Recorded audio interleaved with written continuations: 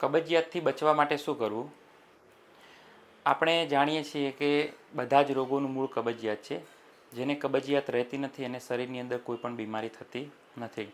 કબજિયાતને દૂર કરવા માટે પહેલાં તો આપણે પાણીનું પ્રમાણ આપણે વધારવું જોઈએ કે દિવસમાં 4 થી 5 લીટર પાણી પીવું જોઈએ. જમવામાં લીલવણ શાકભાજી કે જે રેસાવાળા શાકભાજીઓ એનું આપણે જમવામાં આપણે એડ કરવા જોઈએ. આના સિવાય જમવામાં દાળ કે જેમાં પ્રોટીનની માત્રા હોય એ આપણે લેવું જોઈએ. જમવાની સાથે આપણે લિક્વિડ કે છાશ છે કે દહીં છે કે દૂધ છે એને આપણે લેવું જોઈએ જમવા સાથે.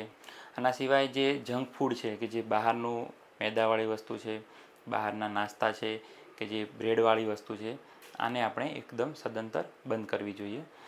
બીજું કે વહેલા સૂઈ જવું, સવારે વહેલા ઉઠવું. બીજું કે આપણે હળવી એક્સરસાઇઝ આપણે કરવી. દિવસમાં 3 થી 4 કિલોમીટર મિનિમમ ચાલવું કે કોઈ પણ હળવી એક્સરસાઇઝ કે જીમ કે આપણે કરીએ તો આપણે કબજિયાતથી બચી શકીએ છીએ.